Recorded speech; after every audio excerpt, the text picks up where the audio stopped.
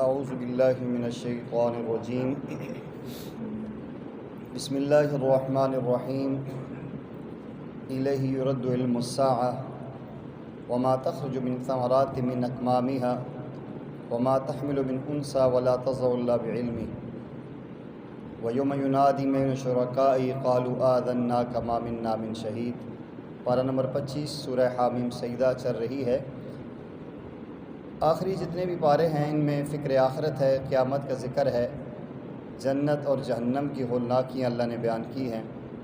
اس آیہ مبارکہ میں اللہ فرماتے ہیں کہ اسی اللہ کی طرف قیامت کے علم کا حوالہ دیا جا سکتا ہے، اور جو کوئی پھل اپنے غلاف سے نکلتا ہے اور جو کوئی کسی مادہ کو حمل ٹھہرتا ہے وہ بچہ جنتی ہے یا مذکر یا مؤنث، ولا تضع الا بعلمہ، یہ ساری باتیں اللہ کے علم میں ہے۔ ویوم ینادیہم، اور جس دن یہ مشرکین پکاریں گے تو انہیں کہا جائے گا ان شرکائی، اللہ فرمائیں گے کہاں ہیں میرے شریک؟ قالوا، وہ کہیں گے آذناک ما منا من شہید، کہ نہیں ہم اس پر کوئی گواہ، یعنی ہم اس کی خبر ہی نہیں ہے۔ تو یہاں بتایا ہے کہ یہ وہ مغیبات ہیں، قیامت اور جتنی باتیں ہیں اللہ کے علاوہ کوئی نہیں جانتا۔ اللہ جل جلالہ ہی کے پاس پوری کائنات کا کامل علم ہے۔ انسان کی کمزوری ہے کہ خیر جب اس کو ملتی ہے تو حرص کرتا ہے کہ زیادہ سے زیادہ خیر مجھے ملے، اور ذرا سی آزمائش آئے تو چیخنا شروع کر دیتا ہے۔ فرمایا لا یسم الانسان من دعاء الخیر، انسان بہتری کی دعا مانگنے سے کبھی نہیں تھکتا۔ وَإِن مَسَّهُ الشَّرُّ فَيَئُوسٌ قَنُوطٌ، اور جب اسے تکلیف ملتی ہے نا پھر مایوس اور نا امید ہو جاتا ہے۔ وَلِنَذَقْنَاهُ رَحْمَةً مِنَّا مِن بَعْدِ ضَرَّاءٍ، اللہ فرماتے ہیں اگر ہم اس کو تکلیف دینے کے بعد کوئی اس کو رحمت دیں، آسانی دیں جو اس کو پہنچی ہو، لَيَقُولَنَّ هَٰذَا لِي، تو وہ کہتا ہے یہ میرا حق تھا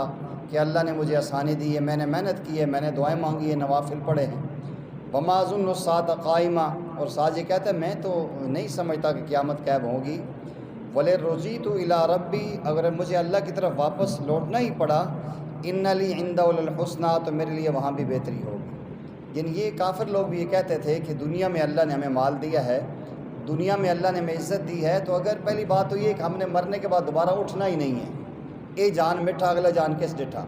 لیکن خدا نہ خواستہ اگر اٹھانا بھی پڑ گیا اللہ نے ہم کو، تو جس طرح دنیا میں ہم عزت سے رہ رہے ہیں آخرت میں بھی ہم ایسے عزت سے رہیں گے، تو یہ بات نہیں ہے۔ دنیا میں کافر کے لیے بھی آسانی ہے، آخرت صرف مسلمان کے لیے ہے۔ اسی حامیم سجدہ کی آخری آیات میں اللہ تعالیٰ نے دعوت فکر دی ہے،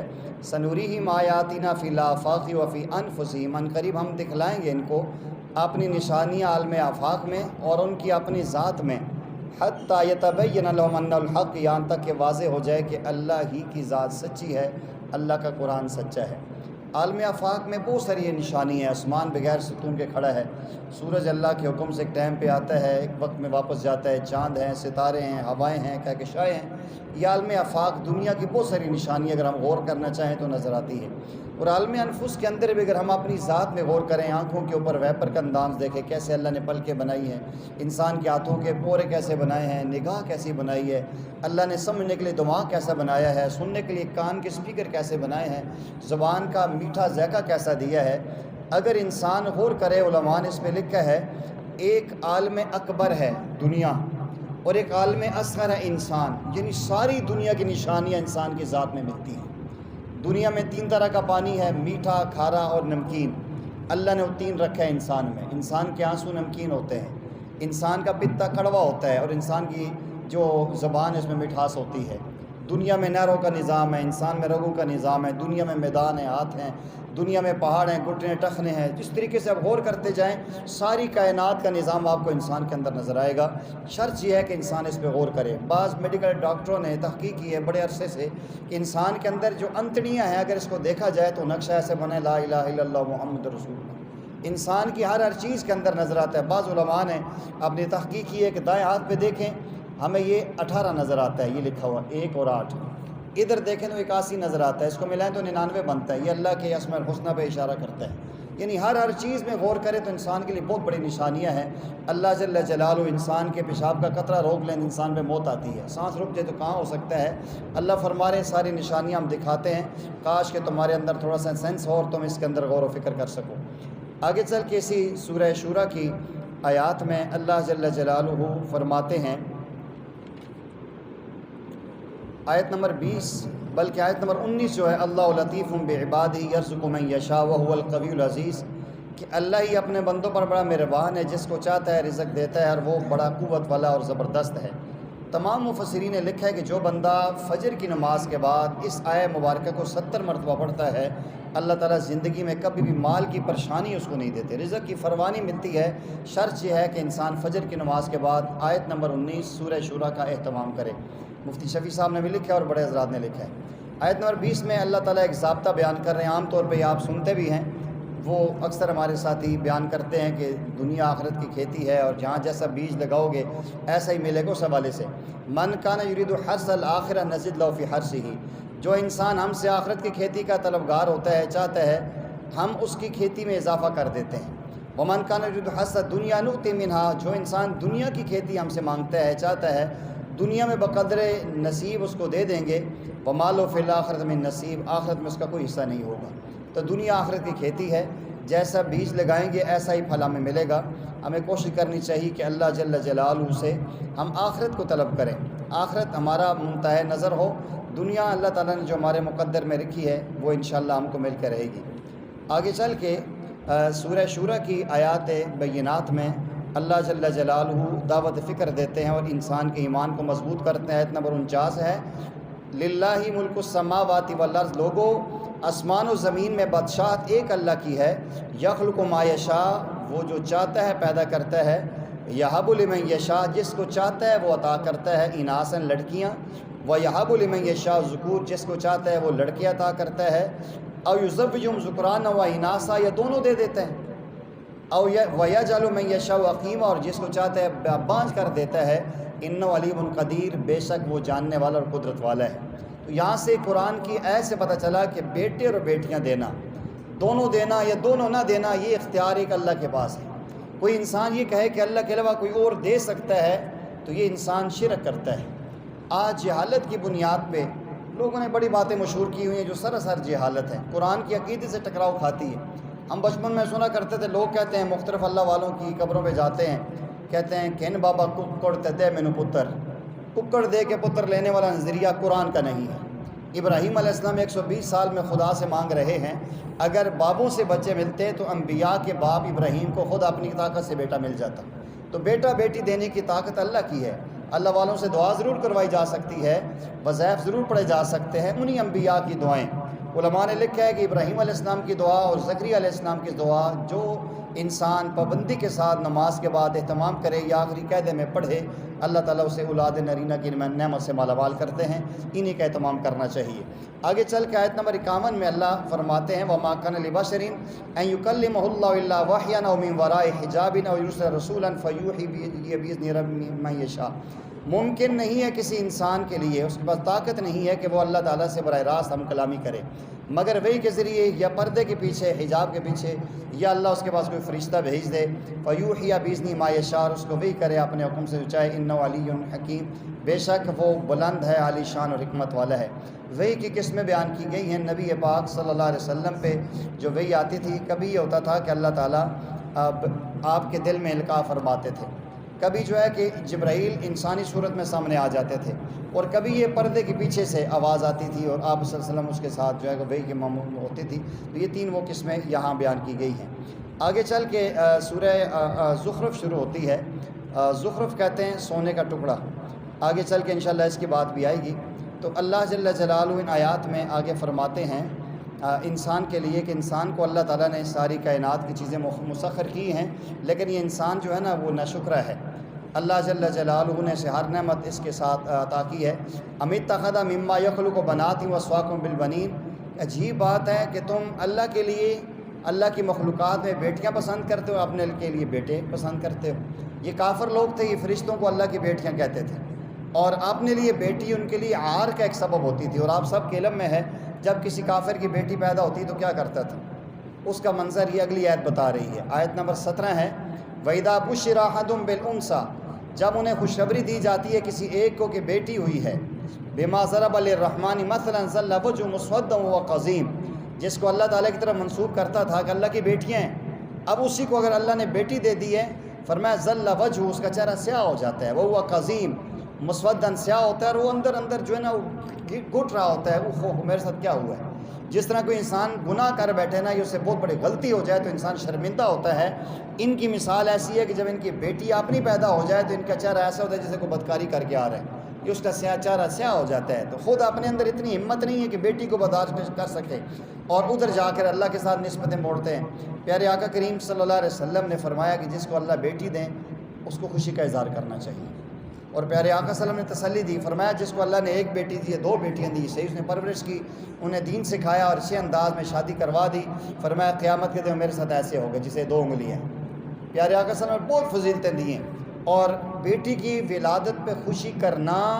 یہ نبی علیہ السلام کا پسندیدہ عمل ہے، اور کفار کے لیے یہ چیز جو ہے نا بری ہے۔ اللہ معاف فرمائے، ناراض نہ ہونا، ہمارا معاشرہ بھی ایسا ہے، بیٹا ہو تو پورے خاندان میں شادمانے بجتے ہیں، بس اللہ تھی چاہتی تھی، اللہ بیٹی چاہتی ہے جی، یعنی ایسے رو رہا ہے کہ بہت بڑا کوئی جرم ہو گیا اس کے اوپر، حالانکہ بیٹی پہ چہرہ کھل جانا چاہیے۔ الحمدللہ ہم اسی معاشرے میں رہتے ہیں، الحمدللہ میں بڑی بات نہیں کرتا ہوں، لیکن اللہ نے مجھے بھی 2 بیٹیاں دی ہیں، اور یقین کریں کہ جب ہماری بچی کی ولادت ہوئی تو جہاں ہاسپٹل میں ہوئی تو جس نے آ کر مجھے دائی نے اطلاع دی نا، تو کہتی ہوں امید تو آپ کو امید تو کچھ نہیں، اللہ نے بیٹی دی ہے، واللہ میرے سامنے قرآن ہے، میں نے 500 روپے نکال کے اس کو دیا، میں نے کہا الحمدللہ اللہ نے 10 رحمتیں دی ہیں۔ اس نے مجھے کہا پہلا بندہ دیکھے جس نے بچی کی ولادت پہ پیسے دیے، لوگ تو دیتے نہیں، لوگ تو روتے ہیں۔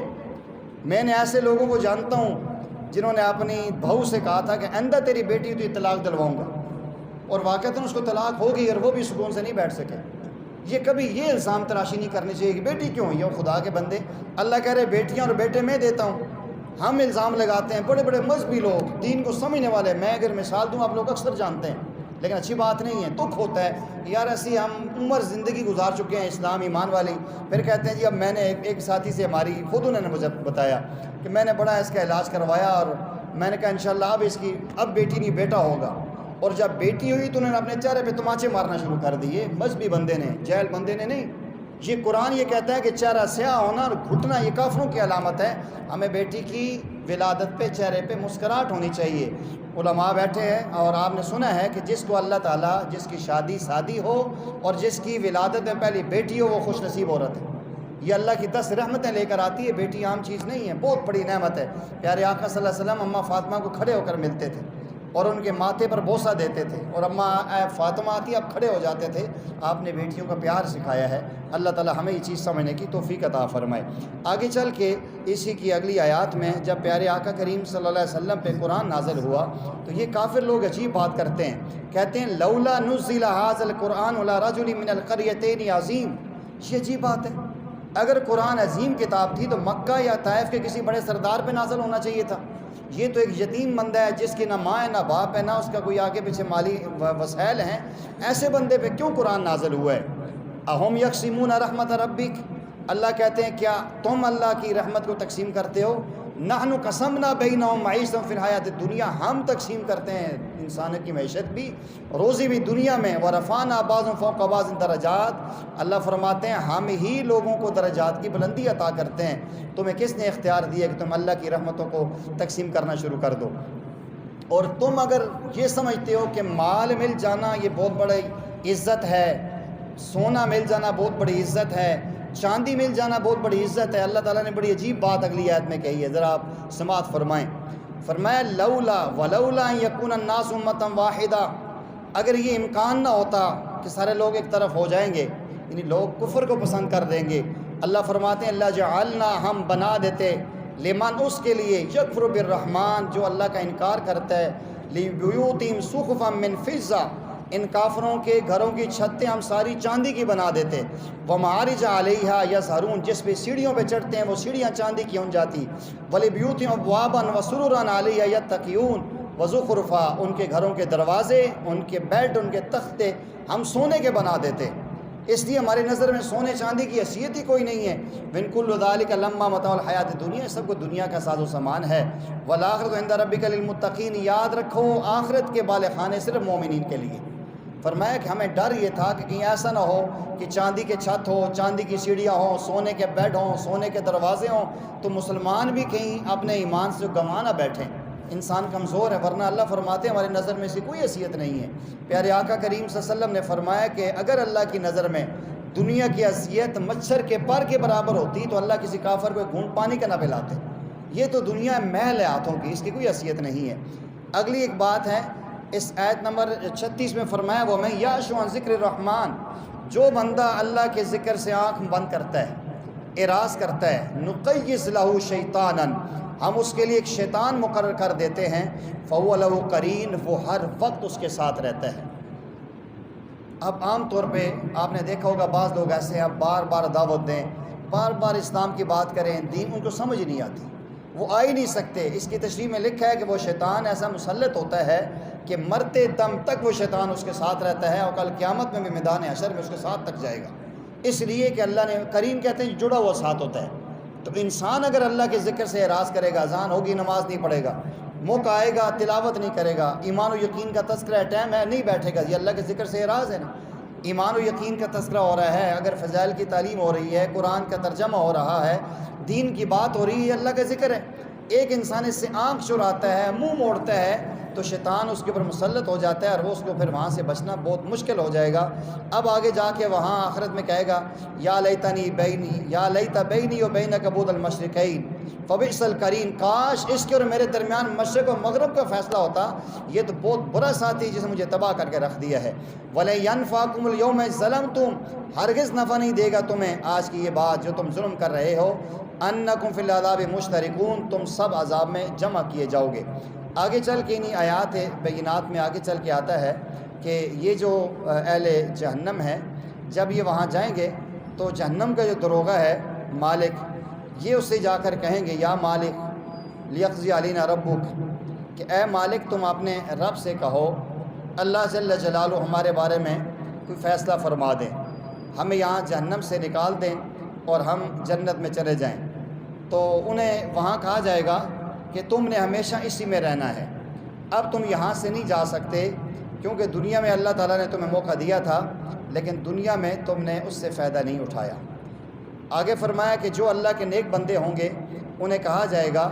یا عبادی لا خوف علیکم اليوم ولا انتم تحزنون، اے میرے بندو آج تمہیں کوئی خوف نہیں اور نہ تم غمگین ہوگے۔ الذین آمنوا وکانوا یتقون، یہ وہ لوگ ہیں اللہ کے مقربین بندے جو ایمان لاتے ہیں اس کی آیات پہ اور وہ تقوی اختیار کرتے ہیں، فرما بردار ہیں۔ انہیں کہا جائے گا ادخلوا الجنت، داخل ہو جاؤ تم جنت میں، انتم تم بھی، وازواجکم اور تمہاری بیویاں بھی، تخبرون تمہیں عزت دی جائے گی، تمہیں پروٹوکول دیا جائے گا۔ یطاف علیہم بصحاف من ذہب واکواب، پیش کیے جائیں گے ان کو سونے کی رکابیاں ہوں گی اور اسی انداز میں سونے کے گلاس ہوں گے۔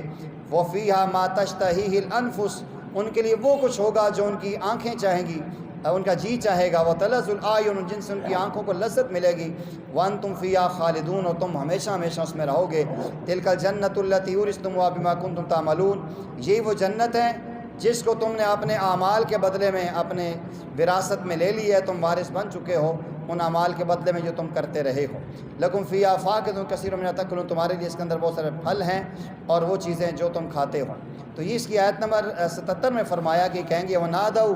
یا مالک لیقضِ علینا ربک، پکاریں گے اے مالک بہتر ہے کہ تیرا رب موت دے دے، ہمیں ہمارا یہاں فیصلہ کر دے۔ قال انکم ماکثون، وہ کہے گا تم ہمیشہ یہاں رہو گے۔ لقد جئناکم بالحق،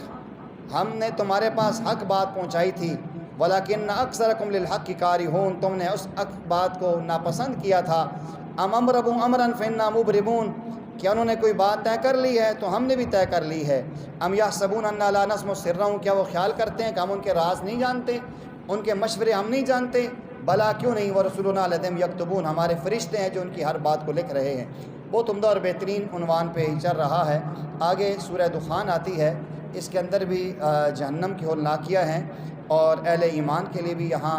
تسلی اور ان کی امید بنانے کی بہت ساری آیات آتی ہیں۔ ان آیات میں اللہ تعالیٰ نے آگے فرمایا کہ جو لوگ اللہ کے نافرمان ہوں گے اور اس کی تعلیمات سے انحراف کریں گے، ان کے لیے وہاں بڑا عجیب نظام ہوگا۔ ان یوم الفصل میقاتہم اجمعین، بے شک وہاں فیصلے کا دن ہے جو ایک مقرر ہے۔ یوم لا یغنی مولا عن مولا شیئا ولا هم ینصرون، وہاں کوئی کسی کا دوست کسی دوست کے کوئی کام نہیں آئے گا، اور نہ باہر سے کہیں سے ان کے اوپر مدد پہنچ سکے گی، الا من رحم اللہ، ہاں جس پر اللہ رحم کر دے وہ بچ سکتا ہے۔ انہ العزیز الرحیم، بے شک اللہ زبردست و رحم کرنے والا ہے۔ آگے فرمایا ان شجرۃ الزقوم،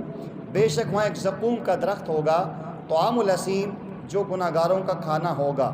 کالمہل، پگھلے ہوئے تانبے کی طرح، یغلی فی البطون، وہ ان کے پیٹوں کے اندر کھولے گا، کغلغل الحمیم، جیسے کھولتا ہوا گرم پانی ہوتا ہے۔ کہا جائے گا خذوہ، پکڑو اس کو، فاتلو، کھینچو ان کو، الی سواء الجحیم، جہنم کی طرف، ثم صبوا فوق رأسہ، اللہ اکبر، اللہم احفظنا منہم، پھر ان کے سروں کے اوپر کھولتا ہوا پانی ڈالا جائے گا۔ ذوق، چکھو، انک انت العزیز الکریم،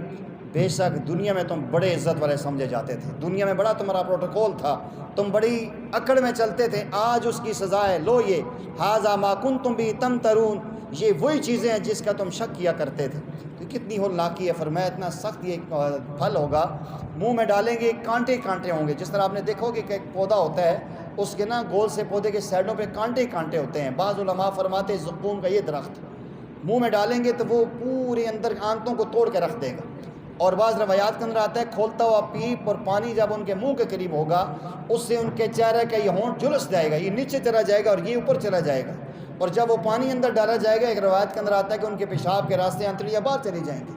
اتنی سخت ہولناکی ہے، کاش کہ آج لوگ کفار اس کو سمجھے اور اللہ کا نافرمان سمجھے کہ آج اللہ رسول کی نافرمانی میں چند دن کے مزے ہم لیتے ہیں، اور آخرت کتنی سخت ہولناکیوں کے اندر سے انسان نے گزرنا ہے۔ اور جو دنیا میں رہتے ہیں، مشقتیں برداشت کرتے ہیں، لوگوں کی باتیں سنتے ہیں، آج دین والے کے لیے داڑھی رکھ لے تو عجیب، گھر والے اکثر خاندانوں میں مذاق کرتے ہیں، اگر جو ہے نا شلوار اوپر کر لے کہتے ہیں کپڑا تھوڑ گیا اسی ہے نا، پیسے نہیں سرنے نے، تھوڑا کپڑا چاہ کے دینے، سر پہ ماما رکھ، یار تیری عمر ہے یار مولوی بننے کی یار۔ یہ لوگ آوازیں کستے ہیں اور تنگ کرتے ہیں۔ فرمایا ان المتقین فی مقام امین، سبحان اللہ، بے شک پرہیزگار لوگ امن کی جگہ میں ہوں گے، فی جنات وعیون، باغات اور چشموں میں ہوں گے، یلبسون من سندس واستبرق متقابلین، وہ دبیز ریشمی کپڑے موٹے اور باریک پہنیں گے، گاڑھا ریشم ہوگا، اور آمنے سامنے بیٹھ کے گپ لگائیں گے، کذالک، کسی طرح ہوگا، وزوجناہم بحور عین، آہا، ان کی خوبصورت موٹی اور چمکیلی آنکھوں والی حوریں ہوں گی، یدعون فیہا بکل فاکہۃ آمنین، وہاں بڑے اطمینان کے ساتھ ہر قسم کے میوے طلب کریں گے، لا یذوقون فیہا الموت الا الموتۃ الاولی، انسان سوچتا ہے خوبصورت بیوی بھی مل جائے، محلات میں مل جائیں، بالغ خانے میں مل جائیں، ہر نعمت ہو، لیکن آخر موت ہے، موت آ کے ساری نعمتیں چھین لیتی ہے نا۔ فرمایا کہ لا یذوقون فیہا الموت، انہیں وہاں موت کا ذائقہ بھی نہیں ملے گا، جو پہلی دفعہ مر چکے ختم، ووقاہم عذاب الجحیم، اور اللہ جل جلالہ جہنم کے عذاب سے ان کو بچا لیں گے، فضلا من ربک، یہ سب کچھ تمہارے رب کا